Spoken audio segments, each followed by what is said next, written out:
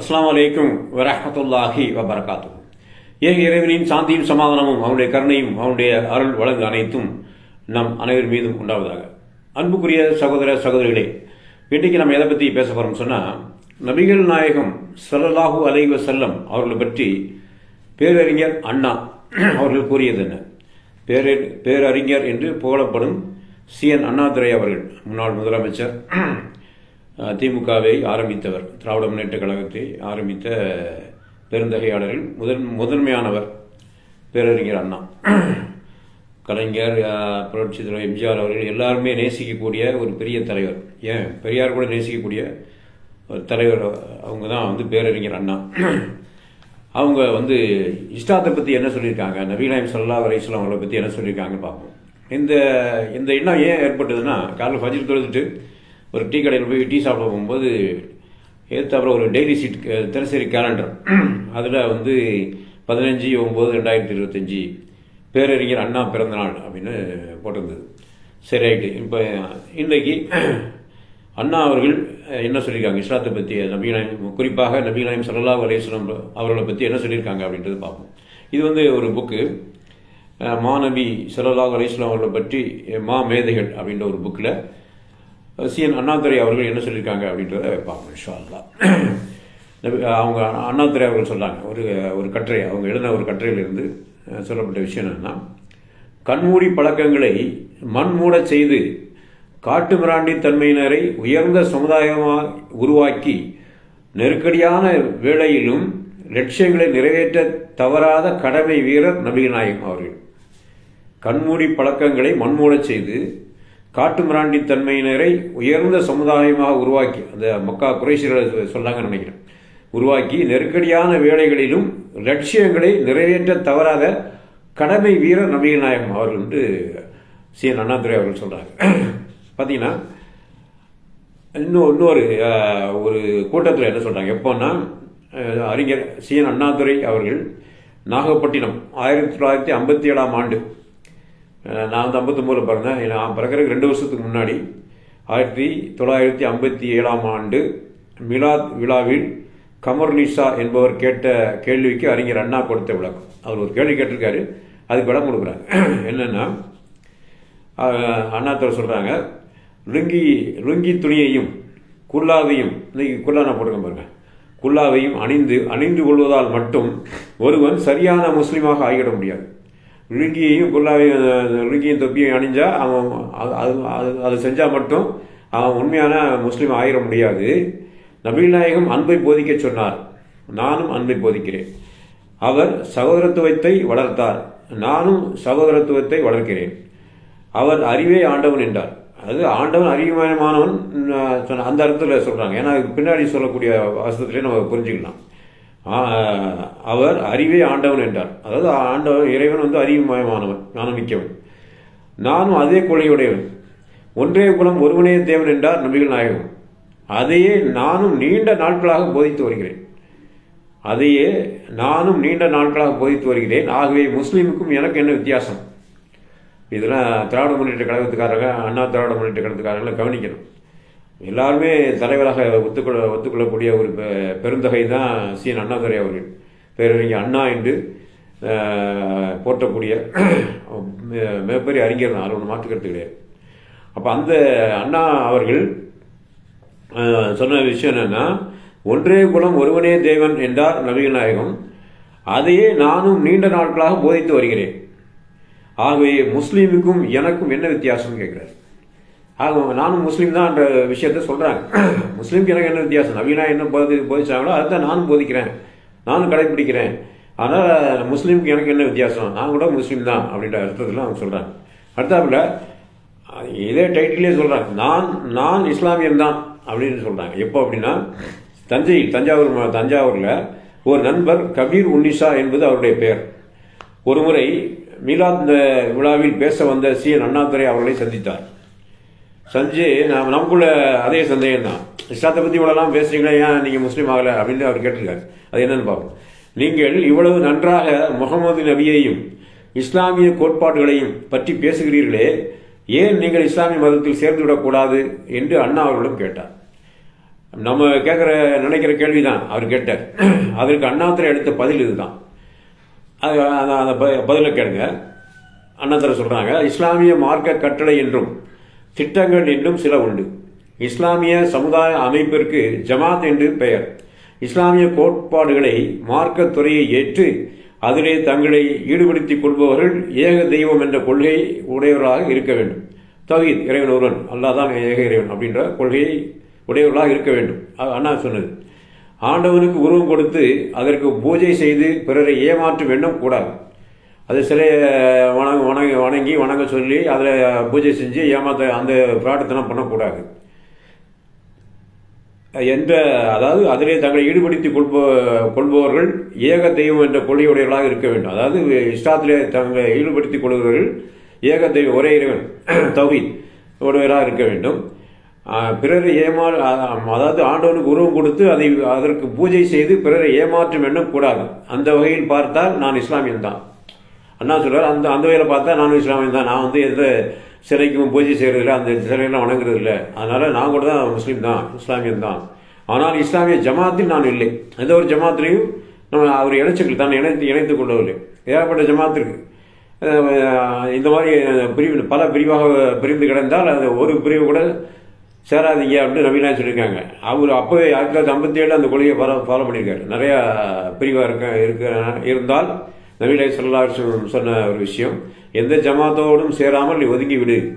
ஒரு மரத்தின் வேறு பாகத்தை உன் வாயால் கவி பற்றி பிடித்திருக்க நேர்ந்து அந்த நிலையிலேயே மரணம் உன்னை தழுவி கொண்டாலும் எந்த ஜமாத்திலையும் சேராத. அது பல பிரிவா முஸ்லீம் பல பிரிவா பிரிஞ்சு கிடந்தா எந்த ஜமாத்திலையும் சேராதுன்னு சொல்லியிருக்காங்க. அந்த அடிப்படையில் அந்த ஹதீஸ் அண்ணாதுரைக்கு தெரிஞ்சிருக்க வாய்ப்பு இல்லை. அவங்க இயல்பா சொல்றாங்க. அண்ணா என்ன சொல்றாங்கன்னா, ஆண்டவனுக்கு உருவம் கொடுத்து அதற்கு பூஜை செய்து பிறரை ஏமாற்ற எண்ணம் கூடாது. ஒன்றே கூட ஒருவனே தேவன் அந்த கொள்கையோட இருக்கணும். கடவுளுக்கு உருவம் கொடுத்து பூஜை செய்யக்கூடாது. அந்த வகையில் பார்த்தால் நான் இஸ்லாமியன் தான். ஆனால் இஸ்லாமிய ஜமாத்தில் நான் இல்லை. நான் இஸ்லாமியில் சேர்ந்து அதன் பிறகு பாராட்டுவதிலே அருமை பெருமை இல்லை. நான் இஸ்லாமத்தில் சேர்ந்து முஸ்லீமாகி அதுக்கப்புறம் இஸ்லாத்தை பற்றி நான் பாராட்டி பேசல, அது அருமை பெருமை பற்றி பேசுறதில்ல, அது விசேஷம் கிடையாது, அது பெருமை இல்லை. என் வீடு மிக நல்ல வீடு என்று நானே எடுத்து சொல்வது எப்படி சரியில்லையோ அதை போலத்தான் அது அமையும். நான் இஸ்லாத்தை சேர்ந்து இஸ்லாத்தை பற்றி பெருமையாக பேசினா நான் என் வீட்டுக்குள்ள இருந்துட்டு என் வீடு எப்படி பண்றது தெரியுமா அப்படின்னு பெருமை அடிக்கிற மாதிரி இருக்கும். நான் இஸ்லாத்துக்கு வெளியில இருந்துட்டு இஸ்லாத்தை பற்றி நான் அதனுடைய சிறப்புகளை பற்றி பேசினா அதுதான் பெருமையா இருக்கும், அதுதான் சரியா இருக்கும் அப்படின்னு சொல்றாரு. என் வீட்டை பற்றி நான் பெருமைப்படுவதை விட இஸ்லாமின் நன்மைகளை எடுத்து சொல்வது தானே பெருமை கேட்கிறார். H.C. Wells, George Bernard Shaw, Gandhi போன்ற பெரியோர்கள் முகமது நபியை பற்றி கூறியுள்ளார். அண்ணா சொல்றாங்க, H.G. வெல்ஸ் அது வெளிநாட்டு அறிஞர், ஜார்ஜ் பெர்னார்ட் ஷா ஒரு பெரிய அறிஞர், காந்திஜி போன்ற பெரியோர்கள் முகமது நபியை பற்றி கூறிவிடார்கள். அந்த பெரியோர்கள் எல்லாம் இஸ்லாமியர்கள் அல்லாதவர்களான காரணத்தால் தான் அவர்கள் பாராட்டியதிலே பெருமை இருக்கிறது. காந்தியோ பெர்னார்ட் ஷாவோ H.C. வெல்ஸோ அவங்க முஸ்லீம் கிடையாது, ஆனால் இஸ்லாத்தை பற்றி பெருமையாக சொல்லியிருக்காங்க. அதனால்தான் அதுதான் அப்படி அவங்க பாராட்டி சொல்றதுதான் பெருமை இருக்கிறது. எனவே 1000தோடு 1 என்று என்னையும் இஸ்லாமியன் ஆக்குவதில்லை என்றார்.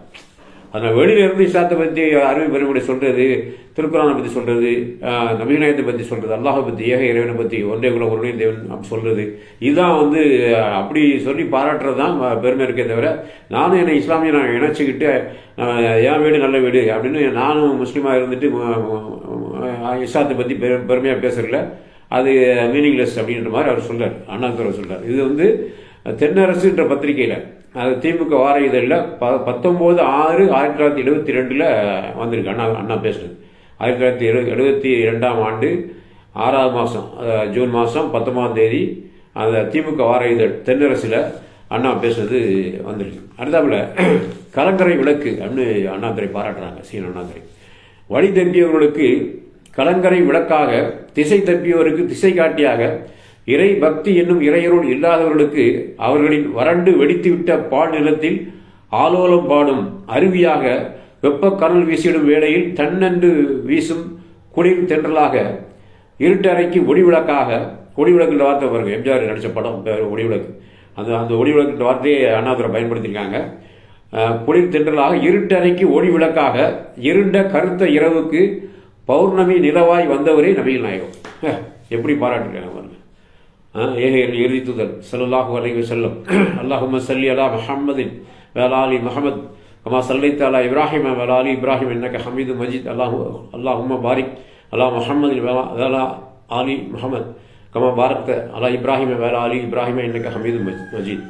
ஒரு முஸ்லீம் அல்லாதவர் நபிகள் நாயகத்தை பற்றி பேசும்போது நம்ம அல்லாஹ்வின் தூதர் மீது ஸலவாத் சொல்லுவோம். அல்ஹம்துலில்லாஹ். என்ன சொல்றாங்கன்னா, வழி தப்பியவர்களுக்கு கலங்கரை விளக்காக யாரு? நபிகள் நாயகம். திசை தப்பியோருக்கு திசை காட்டியாக, இறை பக்தி என்னும் இறையருள் இல்லாதவர்களுக்கு அவர்களின் வறண்டு வெடித்துவிட்ட பால் நிலத்தில் ஆலோலம் பாடும் அருவியாக, வெப்ப கனல் வீசிடும் வேளையில் தன் என்று வீசும் குளிர் தென்றலாக. தண்ணீர் என்றாலே குளிர்ந்த நீர்னு அர்த்தம். தன்னா குளிர்ந்த, நீர்னா நீர், வாட்டர். தண்ணீர்னா குளிர்ந்த நீர்னு அர்த்தம். நம்ம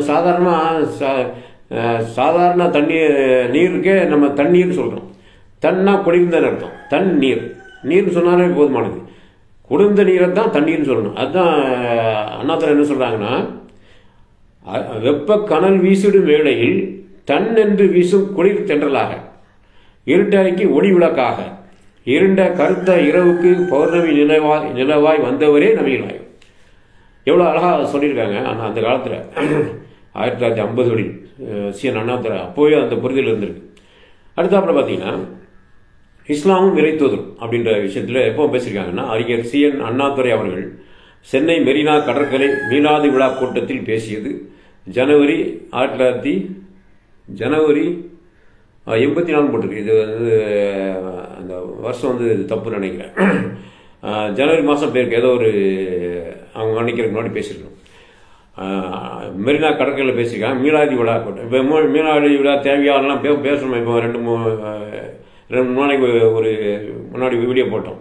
இந்த மிலாடி நபி விழா கொண்டாடினால்தான் அறிஞர் பேரறிஞர் அண்ணா போன்றவர்கள் வந்து இஸ்லாத்தை பற்றி என்ன நினைக்கிறாங்கன்றது மக்களுக்கு தெரிய வர்றதுக்கு காரணம் இந்த மிலாதி நபி விழா.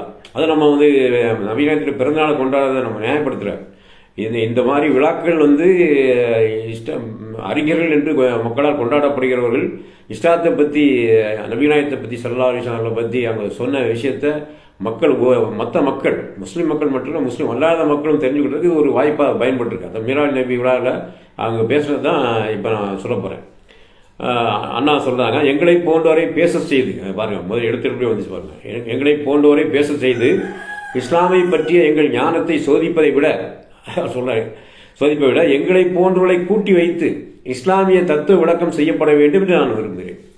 அதாவது அண்ணாவாகிய என்ன வந்து இஸ்லாத்தை பற்றி அருமை பெருமையிலே நீங்கள் கூப்பிட்டு பேச வைக்கிறீங்க. அதை விட நான் என்ன விரும்புகிறேன்னா, இஸ்லாமிய அறிஞர்கள் எங்களை மாதிரி ஆட்களை கூப்பிட்டு உட்கார வச்சு நீங்கள் இஸ்லாத்தை பற்றி எங்களுக்கு சொல்லுங்கள், அதுதான் நல்லா இருக்கும் அப்படின்னு அதுதான் நான் விரும்புகிறேன்னு சொல்கிறேன். பாருங்கள், எங்களை போன்றவரை பேச செய்து இஸ்லாமை பற்றி எங்கள் ஞானத்தை சோதிப்பதை விட, இஸ்லாத்தை பற்றி அண்ணாவுக்கு என்ன தெரிஞ்சிருக்கு அப்படி சோதிப்பதை விட, எங்களை போன்றவர்களை கூட்டி வைத்து இஸ்லாமிய தத்துவ விளக்கம் செய்யப்பட வேண்டும் என்று நான் விரும்புகிறேன் அப்படின்னு அண்ணா சொல்லியிருக்காங்க.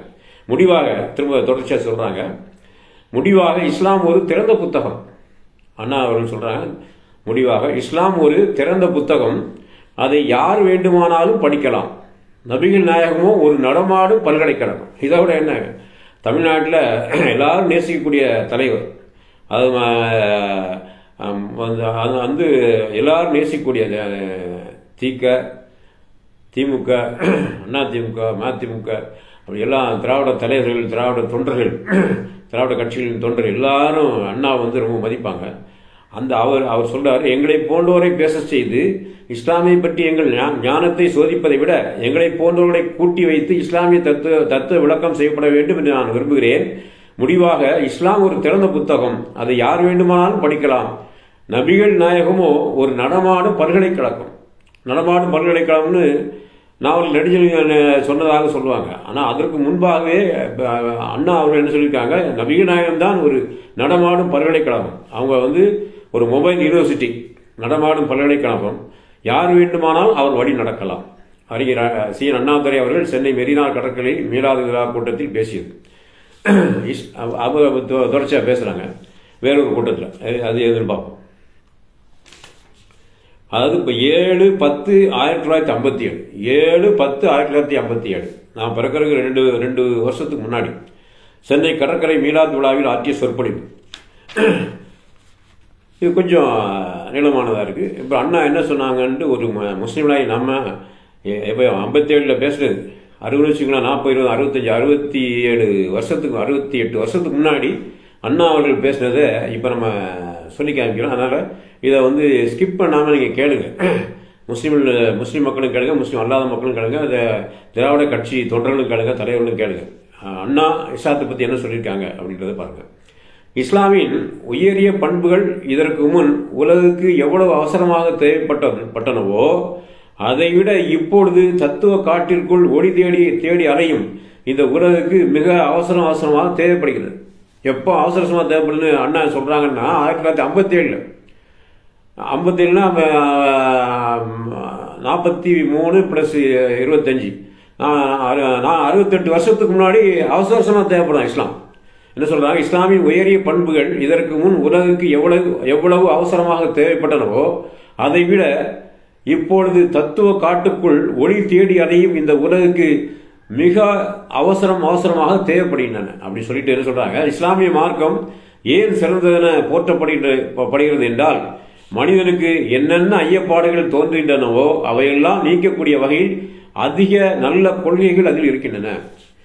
அதாவது மனுஷனுக்கு என்னென்ன டவுட்லாம் இருக்குது அதை எல்லாத்தையும் கிளியர் பண்ணுற ஒரு வகையில் அதிக நல்ல கொள்கைகள் அதில் இருக்கின்றன.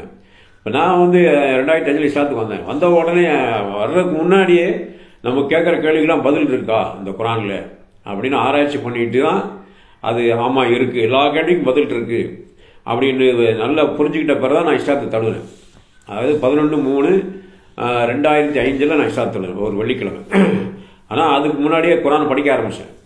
உடனே என் மனசில் என்னென்ன கேள்விலாம் இருந்துச்சோ அந்த 45 வயதில் என்னென்ன கேள்விலாம் மனசில் இருந்துச்சோ அத்தனை கேள்விக்கு விடை இருக்கா, அதாவது நம்முடைய மனசு ஒத்துக்கிற நியாயமான விடை இருக்கிறதா அப்படின்னு தேடினதில் இருந்துச்சு.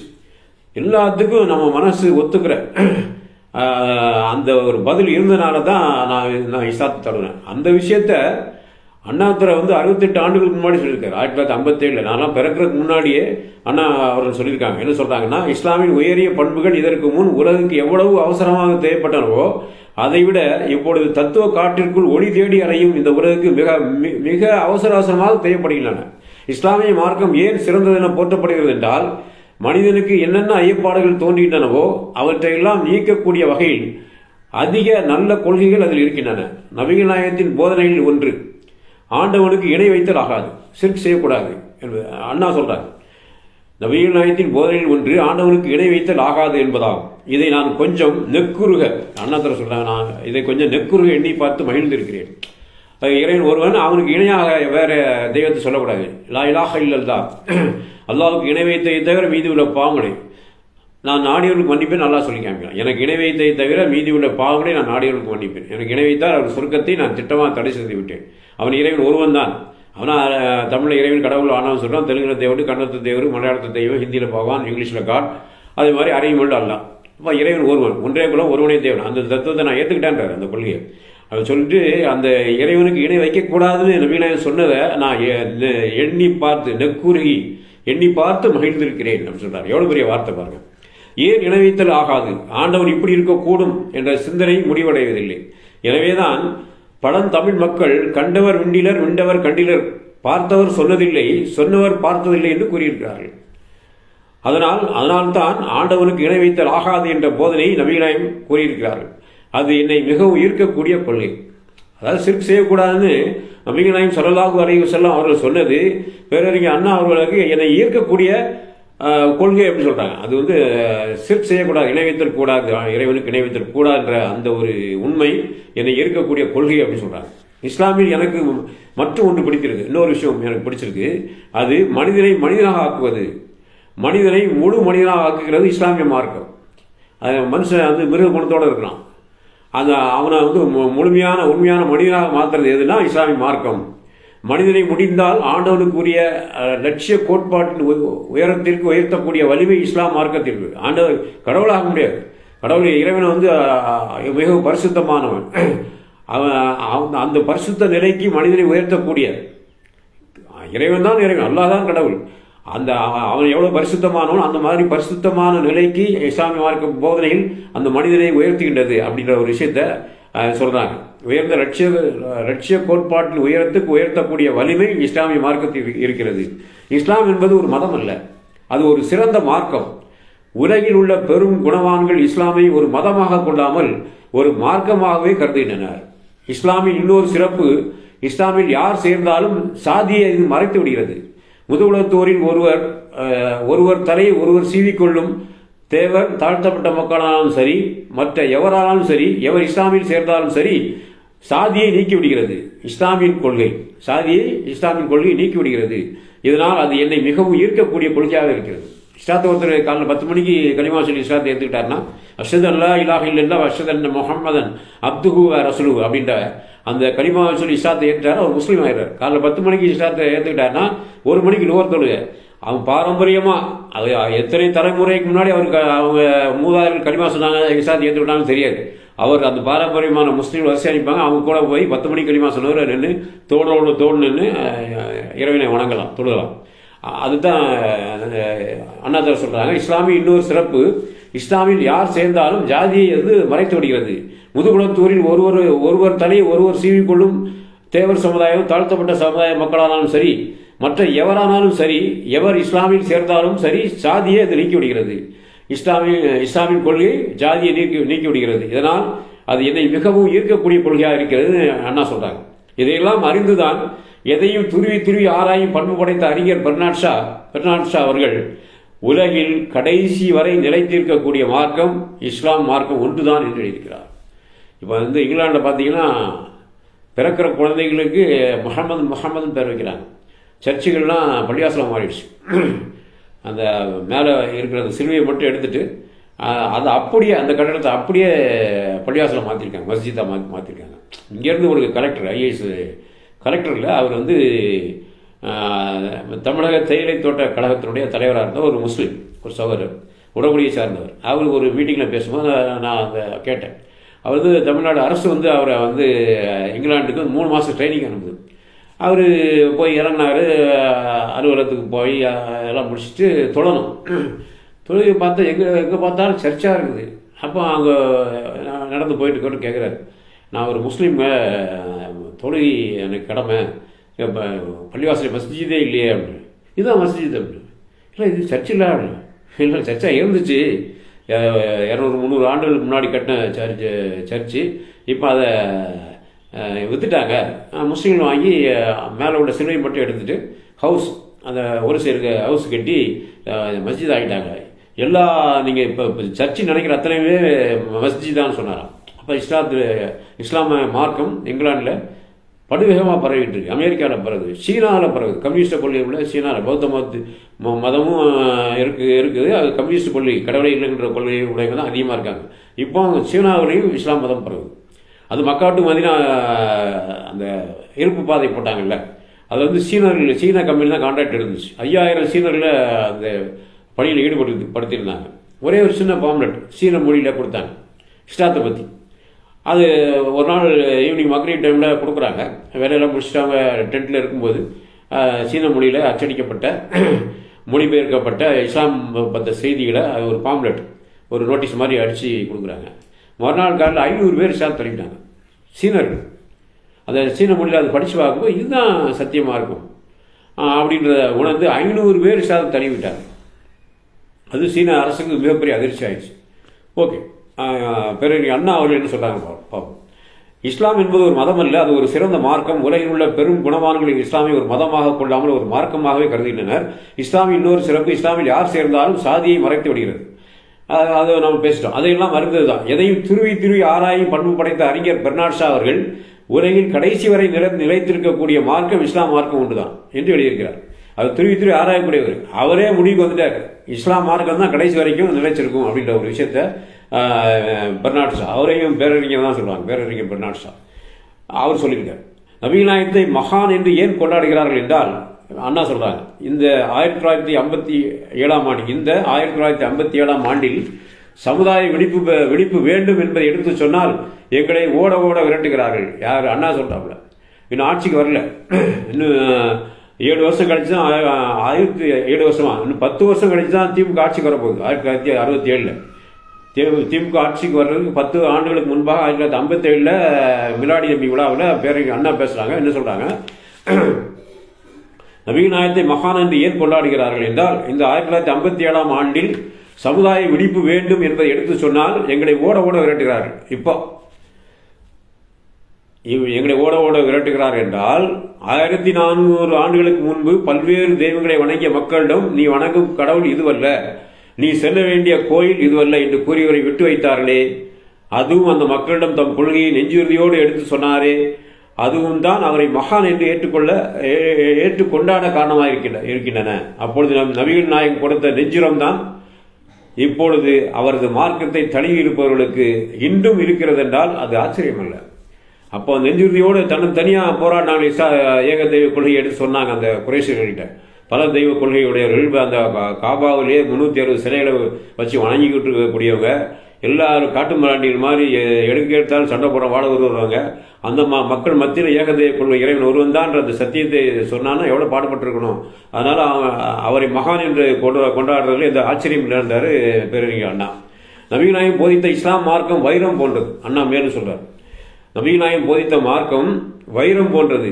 நல்ல வைரத்தை பட்டை தீட்டி அதை கையிலே மோதிரமாகவும் செய்து போட்டுக் கொள்ளலாம், காதில் கடுக்கனாகவும் அணிந்து கொள்ளலாம். அதே வைரத்தை விற்று கிண்டி குதிரை பந்தயத்தில் வைத்து ஆடலாம். ஆனால் வைரத்தை பயன்படுத்தியிருந்துதான் அந்த பயனின் தரத்தை நாம் அறிந்து கொள்ள முடியும். அதை போல இஸ்லாம் மார்க்கம் என்ற வைரம் யாருக்கு எந்த இடத்திலே எப்படி பயன்படுகிறது என்பதிலே தான் மாண்பு உணரப்படும். இஸ்லாத்தை வந்து எப்படி பயன்படுத்துறான்றதுதான் இஸ்லாமிய மார்க்கத்துடைய அந்த மாண்பு, அந்த கண்ணியம் உணரப்படும். இதை எண்ணும் போது நல்லவர்கள் கிடைப்பது என்பது கூட எளிதாகிவிடும். இதை எண்ணும் போது நல்லவர்கள் கிடைப்பது என்பது கூட எளிதாகிவிடும். ஆனால் அவர்கள் சொல்லி சென்ற கருத்துக்களை பயன்படுத்துவதிலே தான் அதன் மதிப்பு உயரும். இறைவனும் இறைத்தவரும் சொன்ன அந்த வார்த்தைகளை, அந்த சட்டத்திட்டங்களை பயன்படுத்துவதிலே தான் அதன் கண்ணியம் உயரும். இஸ்லாத்தினுடைய கண்ணியமும் அந்த மதிப்பு உயரும். இஸ்லாமின் உயர்ந்த மார்க்கம் இன்று யாருக்கு பயன்படுகிறது இதை எண்ணி பார்க்க வேண்டும். ஆதிக்கக்காரர்களுக்கு பயன்படுமானால் அதில் இந்த உயரிய மார்க்கத்தின் பலன் இல்லை. அது ஆதிக்க சக்தி. மக்களை அடக்கி ஒடுக்குறாங்களே, நான் உயர்ந்த சாதி, நீ தாழ்ந்த சாதி, என் முன்னாடி சரிசம உட்காரக்கூடாது, கீழே உட்கார்றான், நீ தொட்டா தீட்டு. அது அப்துல் கலாமாக இருந்தாலும் சரி, ஜனாதிபதியாக இருந்தாலும் சரி, உலகத்தில் முதல் தலை சிறந்த 10 விஞ்ஞானிகள் அவர் ஒருவராக இருந்தாலும் சரி, 30 டாக்டர் பட்டம் வாங்கினாலும் சரி, நீ கீழே தான் உட்காரணும். நீ சூத்திரன், நாங்கள் வந்து பிராமணர்கள், நாங்கள் மேலே உட்காரோம். அந்த மாதிரி விஷயத்துக்கு, அந்த ஏற்றத்தாழ்வுக்கு, சனாதனத்துக்கு இந்த இஸ்லாம் பயன்பட்டு இருந்தால் அதில் பயன் இல்லை அப்படின்னு சொல்றாரு. என்ன சொல்றாரு பாருங்க, ஆதிக்கக்காரர்கள் பயன்படுமானால் அதில் இந்த உயரிய மார்க்கத்தின் பலன் இல்லை. இவ்வுயரிய மார்க்கம் அக்கிரமத்தை அழிக்க பயன்பட வேண்டும். என்றைக்கு இந்நோக்கங்களுக்கு இம்மார்க்கம் பயன்படுகிறதோ அன்றைக்குத்தான் மார்க்கத்தின் முழு பயன்களை அடைய முடியும். அப்பவே அவர் உணர்ந்திருக்கிறார். முஸ்லீம்களை பார்த்தா இஸ்லாத்தை தெரிஞ்சுக்க முடியாது. அப்போ குரான் ஹதீஸை படிச்சிருக்காரு அண்ணா தர, அதனால தான் இவ்வளவு விவரமா பேசியிருக்காரு. அவர் சொல்ல வந்த கருத்து என்னன்னா, குரானும் ஹதீஸும் என்ன சொல்லுதோ அதுபடி நீ வாழ்ந்தா தான் இது உண்மையான மார்க்கம். இது வந்து ஆதிக்க சக்திகளுக்கு பயன்பட்டா இந்த மார்க்கத்திற்கு பலன் இல்லை. இஸ்லாம் மார்க்கம் உண்மைதான், அதை பயன்படுத்துறவங்க. அதாவது பெர்னாட் ஷா சொன்னார், அண்ணா சுட்டி காட்டுற பெர்னாட் ஷா சொன்னார்னா, Islam is the best, the followers are worst. இஸ்லாம் மார்க்கம் பெஸ்ட் தான், அதை ஃபாலோ பண்ற முஸ்லீம்கள் வந்து சரி கிடையாது, ஒர்ஸ்ட்னு சொல்றாரு. Islam is the best, the followers are worst. அது இன்றளவுக்கு அப்படிதான் இருக்கு. பரவாயில்ல, கொஞ்சம் கொஞ்சமாக அந்த தௌஹீத் எழுச்சி வந்து இப்போ தமிழில் குரான் 1945 மொழிபெயர்க்கப்பட்டது. 1993 புகாரி ஹதீஸ் கிரந்தம் ரஹ்மத் அறக்கட்டளையினால் மொழிபெயர்க்கப்பட்டிருக்கிறது. அதாவது 1994 2003 முஸ்லீம் ஹதீஸ் கிரந்தம் வந்து தமிழில் மொழிபெயர்க்கப்பட்டிருக்கு. இப்போ வந்து அப்புறம் தௌஹீத் எழுச்சி 1980 சொல்றாங்க. நான் 2005 இஸ்லாத்துக்கு வந்தேன். ஆனால் அதுக்கு பிறகு மார்க்க அறிஞர்கள் அவங்கள்ட்ட பேசும்போது கேட்டால் 1980க்கு பிறகு தான் இந்த தௌஹீத்தினுடைய எழுச்சி வந்தது. நிறைய பேர் இஸ்லாத்தை தௌஹீத்தை எடுத்து சொல்ல ஆரம்பிச்சாங்க அப்படின்னு சொன்னாங்க. ஆக இந்த இவ்வளவு காலகட்டத்துக்கு முன்னாடி வந்து இதோட மோசமாக தான் இருக்கும். நிறைய மூடப்பழக்க வழக்கங்கள், தக வழிபாடு, மற்ற உள்ளிட்ட ஜெண்டா, சந்தனக்கூடு, உருசு, இந்த மாதிரி விஷயங்கள் ரொம்ப அதிகமாக இருந்திருக்கும், சிறுக்கு அதிகமாக இருந்திருக்கும். அந்த மாதிரி காலகட்டத்தில் தான் சொல்றாரு அண்ணா என்ன சொல்கிறாருன்னா, இந்த உயரிய மார்க்கத்தை, அதாவது ஆதிக்கக்காரர்களுக்கு பயன்படுமானால், இந்த இஸ்லாம் ஆதிக்கக்காரர்களுக்கு பயன்படுமானால் அதில் பலன் இல்லை. உயரிய மார்க்கம், இஸ்லாத்தை பற்றி சொல்றாரு, உயரிய மார்க்கம் அக்கிரமத்தை அழிக்க பயன்பட வேண்டும். அது உண்மையிலே அக்கிரமத்தை அழிக்கக்கூடிய மார்க்கம் தான். என்றைக்கு இந்நோக்கங்களுக்காக இம்மார்க்கம் பயன்படுகிறதோ அன்றைக்கு தான் மார்க்கத்தின் முழு பலன்களை அடைய முடியும். அண்ணா சொல்ற அந்த காலகட்டம் வந்தால் தமிழகமே இஸ்லாமிய மயமாக மாறிவிடும். அதுதான் சூசகமாக பேரறிஞர் அண்ணா அவர்கள் சொல்றாங்க. அறிஞர் அண்ணா இது எப்போ சொல்லப்பட்டதுன்னா, அறிஞர் CN அண்ணாதுரை 7/10 அக்டோபர் மாதம் 7ஆம் நாள் 1957ஆவது ஆண்டு சென்னை கடற்கரை மீலாது விழாவில் ஆட்சி செப்படும் அப்படின்னு சொல்லியிருக்காங்க. பேரறிஞர் அண்ணா அவர்கள், பேரறிஞர்னு அவங்க கொண்டாடுறாங்க. திராவிட தொண்டர்கள், திராவிட தலைவர்கள் இஸ்லாத்தை பற்றி சரியாக புரிஞ்சுக்கிறதுனால அவர் அறிஞர், நம்மளும் அறிஞர் தான் ஒத்துக்கணும். ஏன்னா அவங்க என்ன சொல்கிறாங்கன்னா, நீங்கள் ஏன் முஸ்லீம் ஆகலன்னு கேட்டதுக்கு அவங்க சொன்ன பதில் இதுதான். நான் உள்ளே முஸ்லீம் ஆகிட்டு இஸ்லாம் மார்க்கத்தை பற்றி பெருமையாக பேசுறதுல என்ன அர்த்தம் இல்லை. நான் வெளியில் இருந்துட்டு நான் முஸ்லீம் கிடையாது, நான் இஸ்லாத்தை தழுவலை, அதே சமயத்தில் இஸ்லாம் மார்க்கத்தினுடைய அந்த சிறப்பு கூட நான் சொன்னா தான் அதுதான் சிறப்பு, பெருமையாக இருக்க முடியுமே தவிர நான் முஸ்லீம் ஆகி சொல்லலை அப்படின்ற இடத்துல சொல்கிறாங்க. ஆனால் உண்மையான விஷயம் என்னென்னா, ஒருத்தர் முஸ்லீம் ஆன பிறகுதான், ஆனால் அஷ்ஹது அல்லா இலாஹ இல்லல்லாஹ் அஷ்ஹது அன்ன முஹம்மதன் அப்துஹு வ ரசூலுஹு, வணக்கத்துக்குரிய அல்லாஹ் ஒருவனை தவிர வேறு எவரும் இல்லை, முஹம்மது நபி ஸல்லல்லாஹு அலைஹி வஸல்லம் அவர்கள் அல்லாஹ்வுடைய அடிமை என்று அவருடைய தூதர் நான் சாட்சி கூறுகிறேன் என்று சத்திய கலிமாவை ஏற்று முஸ்லீமாக ஆனாத்தான், இறைவனுக்கு கட்டுப்பட்டவனாக மாறினால் மட்டும்தான் அவனுடைய முந்தைய பாவங்கள் மன்னிக்கப்படுகிறது. அந்த முஸ்லீமாக மாறி முஸ்லீமாக வாழ்ந்து மரணிக்கும் போது யார் முஸ்லீமாக மரணிக்கிறார்களோ அவர்களுக்கு தான் நான் சொர்க்கத்தை தருவேன்னு சொல்கிறான். அது இஸ்லாத்தினுடைய அருமை பெருமைகளை பேசுவதற்காக நான் வெளியில் இருக்கேன், இஸ்லாத்தை நான் தடுவலை அப்படின்னு அந்த நிலையிலேயே CN அண்ணாதுரை அவர்கள் மரணித்தார்ந்தா அது நஷ்டப்படி. அவர் உள்ளத்தில் நான் முஸ்லீம் தான், ஆனாலும் வெளிப்படையாக நான் முஸ்லீமை டிக்ளேர் பண்ணாமல் நான் இஸ்லாத்தை கடைப்பிடிப்பேன். ஆனால் அறிஞர் அண்ணா அவர்கள் தொழுதிருக்கிறதாக செய்தி உண்டு. ஒரு நண்பர் இருக்கார், பாண்டிச்சேரியில் இருக்கார். அவருடைய தந்தை பிராமின், அவங்க தாய் தேவமாறு. 2 பேரும் மேரேஜ் ஆன புதுசுல இஸ்லாத்துக்கு வந்துட்டாங்க, 2 பேரும் முஸ்லீம் ஆகிட்டாங்க. அவங்களுக்கு பிறந்தது தான் என்னுடைய நண்பர், என்னோட 1 வயசு மூத்தவர். அவர் சென்னையில் ட்ரிப்ளிகனில் அந்த பெல்ஸ் ரோடு அந்த எண்டில் அந்த முரடி கேக்குன்னு இருக்கும், அங்கே தான் அடிக்கடி தீக்காக்காரங்களுக்கும் பிராமணர்களுக்கும் பஞ்சாயத்து வரும். அந்த இடத்துல இவர் கடை வச்சிருந்துருக்காரு, மளிகை கடை. அது பிராமணராக இஸ்லாத்தை ஏற்றவர். அவங்க மனைவி தேவமாராக இருந்து இப்போ 2 பேரும் லவ் பண்ணி திருமணம் பண்ணாங்க. திருமணம் ஆன புதுசுலேயே இஸ்லாத்துக்கு வந்துட்டாங்க. அவர் யாருக்கு ஃப்ரெண்டுனா அண்ணாவுக்கு ஃப்ரெண்டு. பிராமணராக இருந்து இஸ்லாத்தை ஏற்றவர் அண்ணா ஃப்ரெண்டு.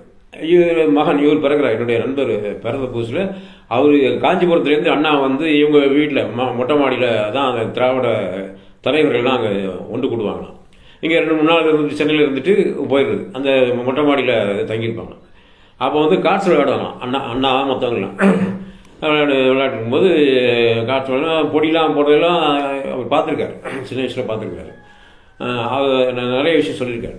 அப்போ பக்கத்தில் உள்ள பள்ளிவாசலில் பாங்க சொல்லுவாங்களாம், இருங்கப்பா அப்படின்னு சொல்லிட்டு அந்த சீட்டை அப்படியே கவுத்தி வச்சுட்டு இவரை என்னுடைய நண்பரை தண்ணி கொண்டா தம்பி அப்படின்னு தண்ணி கொண்டு வந்தோடனே முகங்கால் கையெல்லாம் கழுவிட்டு தொழுவார். தொழுகிற காட்சி நான் பார்த்துருக்கேன்றாரு. அதெல்லாம் பார்த்துருக்கேன். அவர் முதலமைச்சர் ஆன பிறகு கூட எங்கள் அப்பாட்ட தொடர்பில் இருந்தார், எங்கள் ஃபாதர்கிட்ட அப்படின்ற மாதிரி சொல்கிறார். ஆக இஸ்லாம் அவருடைய கடைசி நிலை முஸ்லீமாக கூட இருந்திருக்கலாம், அது மறைச்சி வச்சிருக்கலாம். ஏன்னா இவ்வளவு நாள் ஆதிக்க சக்திகளோட போராடி இப்போ தான் திமுக ஆட்சியில் அமர்ந்திருக்கு. இப்போ நான் முஸ்லீம் ஆனான்னா உடனே பார்த்தியா முஸ்லீம் ஆகிட்டான், நம்ம மதத்தை விட்டு போயிட்டான்னு சொல்லிட்டு ஏதாவது குழப்பம் பண்ணி திமுகவுடைய வளர்ச்சியை ஒன்றுலாம் பண்ணிடக்கூடாது அப்படின்றதுக்காக கூட அவருடைய ஈமான மறைச்சி வச்சுருந்துருக்கலாம். அவர் நம்ம அவரை பற்றி நல்ல எண்ணமே எண்ணுவோம். ஒருவேளை அவர் முஸ்லீமாக மரணிச்சிருந்தான், அல்லாஹ்வுக்கு இணை வைக்காத நிலையில் மரணித்திருந்தான். அல்லாஹ் சொல்கிறான் குர்ஆன்ல, எனக்கு இணை வைத்ததை தவிர மீதி உள்ள பாவங்களை நான் நாடியவர்களுக்கு மன்னிப்பேன். எனக்கு இணை வைத்தால் அவர்கள் சொர்க்கத்தை நான் திட்டமாக தடை செய்து விட்டேன். அவர்கள் தூரமான வழிகளாக வழிகட்டி விட்டார்கள், அவர்கள் நரகவாசிகள் சொல்றான். அப்ப அண்ணா என்ன சொல்றாரு, நான் இணை வைக்கலன்ற அந்த நபிநாயகம் சொன்ன கொள்கை தான் எனக்கு ரொம்ப ஈர்த்துச்சுன்றார். எனக்கு ஈர்த்த விஷயம் 2 விஷயம். அதுல ஒண்ணு என்னன்னா, முக்கியமான விஷயம் என்னன்னா, அல்லாஹ்வுக்கு இணை வைக்க கூடாது நபிநாயகம் சொன்னாங்கல்ல, அந்த கொள்கை தான் எனக்கு ரொம்ப ஈர்த்துச்சு. நெக்குருகி சொல்றாரு, அதோட வார்த்தை பயன்படுத்தின அண்ணா பயன்படுத்தின வார்த்தை நெக்குருகி. நான் அதை பற்றி யோசனை பண்ணி பார்த்தேன், அதுதான் எனக்கு ரொம்ப பிடிச்சதுன்னு சொல்றாரு. அப்போ அந்த அந்த கொள்கை அவருக்கு பிடிச்சிருக்குன்னா அது அந்த கொள்கையில தான் அவர் இருக்கும்போது தான் அவர் மரணிச்சிருக்கணும். அப்போ அல்லாஹ் அண்ணா அவர்கள் அல்லாஹ்வுக்கு இணை வைக்காத நிலையில் மன்னித்திருந்தாருன்னா அவர் மீது உள்ள பாவங்களை மன்னித்து அவர் சொர்க்கத்தின் சாதாரண மன்னரை வாழ்க்கையை அண்ணா அவர்கள் அல்லாஹ் சுப்ஹானஹு வ தஆலா தந்துடுவானாக. மறுமையில் நெருப்பிலிருந்து அண்ணா அவர்களை காப்பாற்றி ஜன்னத்துல் ஃபிர்தௌஸ் என்ற உயர்ந்த சொர்க்கத்தின் நபிமார்கள், சாரிகள், சித்திகள், சைதுகளுடன் ஒன்றிணைப்பானாக. அவர் இணை வைக்காத நிலையில் ஒரு முஸ்லீமாக மரணித்திருந்தால், மனசளவில் முஸ்லீமாக மரணித்திருந்தால் அல்லாஹ் அவர்களுக்கு ஜன்னத்துல் ஃபிர்தௌஸ் என்ற உயர்ந்த சொர்க்கத்தை தந்துடுவானாக என்ற துஆவுடன் என்னுடைய உரையை நிறைவு செய்கிறேன். அஸ்ஸலாமு அலைக்கும் வரஹ்மத்துல்லாஹி வபரகாத்துஹு.